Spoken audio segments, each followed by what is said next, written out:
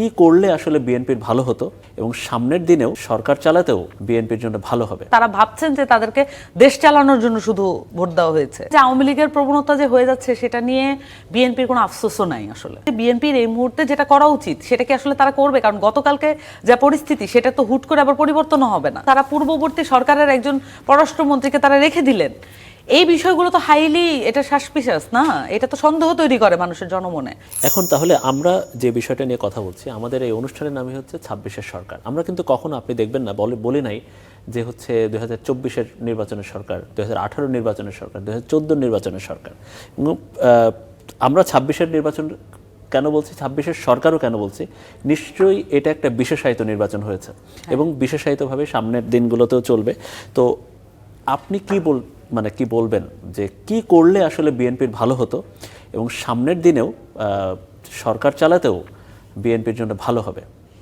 দেখেন, আমি মনে করি যে আমি যেটা মনে করি সেটা আমি বলি যে আমি মনে করি যে বাংলাদেশে একটা গণপরিষদ নির্বাচন এটা অবশ্যম্ভাবী। এটা আপনি ঠেকায় রাখতে পারবেন না। গণপরিষদ বলতে কি এই সংবিধান সংস্কার, আপনার সংবিধানের সংস্কারের পরিষদটাই এটা হওয়ার কথা ছিল গণপরিষদ নির্বাচন, যেটা এনসিপি শুরু থেকে বলে এসেছিল। সাংবিধানিক যে ধারাবাহিকতা, বৈধতা, এগুলো নিয়ে যে ইস্যুগুলো হয়, এইটাকে যদি আপনি ওয়ান্স অ্যান্ড ফর অল আপনি ডিল করতে চান, এটা কোনো উপায় নাই গণপরিষদ নির্বাচন ছাড়া। আদারওয়াইজ এই ঝামেলাগুলো ঘটবে, যেটা আপনি দেখতে পাচ্ছেন যে নির্বাচিত সংসদ সদস্যরা অস্বীকার করছেন শুধুমাত্র তার পার্টির ম্যান্ডেটকে তাদেরকে যে জন্য ভোট দিয়েছেন তারা ভাবছেন যে তাদেরকে দেশ চালানোর জন্য শুধু ভোট দেওয়া হয়েছে, বিভিন্ন ধরনের অ্যাডমিনিস্ট্রেটিভ কাজ করার জন্য ভোট দেওয়া হয়েছে। শুধু তাই না, বাংলাদেশের গুণগত পরিবর্তনের জন্য তাদেরকে ভোট দেওয়া হয়েছে, কিন্তু তারা সেটা অস্বীকার করছেন। এটা সম্ভাবনা তৈরি হচ্ছে কারণ আমরা এটা আগেই বলেছিলাম। এনসিপি একদম শুরু থেকে এটা বলছে যে এটা গণপরিষদ নির্বাচন। এনসিপি থেকে সেখান থেকে দূরে সরে এসে শুধুমাত্র বিএনপিকে আরো বেশি এটা সুযোগ করে দিল।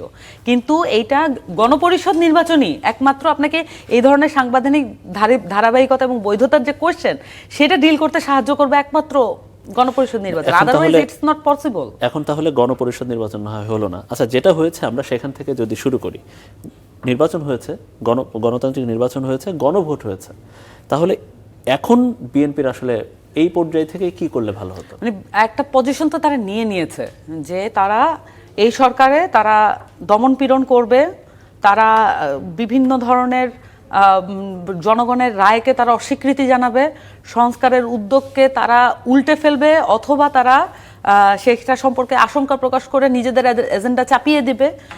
আরোপিত কোনো কিছু দিয়ে আসলে ভালো করে সরকার চালাতে পারবে না। এটা আমার কাছে সবসময় মনে হয়েছে যে বিএনপি এই বিষয়গুলো অনুধাবন করতে অ্যাজ এ পার্টি, মানে বাংলাদেশের যে রিয়েল পরিস্থিতি সেটাকে তারা অপোজিশন দিয়ে চিন্তা করার চেষ্টা করেন যে জামাতকে ঠেকাইতে হইলে আমাকে এটা করতে হবে।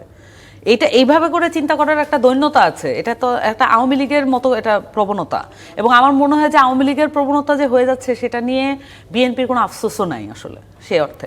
এবং সেই ক্ষেত্রে আমার কাছে মনে হয় যে বিএনপির এই মুহূর্তে যেটা করা উচিত সেটা কি আসলে তারা করবে? কারণ গতকালকে যা পরিস্থিতি সেটা তো হুট করে আবার পরিবর্তনও হবে না। গতকালকে ৩-৪টা বিষয়ে যে গণভোটের বিষয়ে তারা একদম অস্বীকৃতি জানালো, তারপরে তারা শপথ নিল না তাদের বড় বড় নেতারা, এবং তারা পূর্ববর্তী সরকারের একজন পররাষ্ট্রমন্ত্রীকে তারা রেখে দিলেন। এই বিষয়গুলো তো হাইলি এটা সাসপিশাস না, এটা তো সন্দেহ তৈরি করে মানুষের জনমনে। এবং তারা এটা করছেন এবং সেটার বিষয়ে তারা ক্লিয়ারও করছেন না। ফলত যেটা হয় যে তারা আজকে গিয়ে নতুন একটা পজিশন নেবেন, তারা একটা ক্লিয়ার পজিশন নেবেন, এটা আমি আসলে এক্সপেক্ট করতে পারি না। তারা এইটারই একটা কন্টিনিউশন করবেন।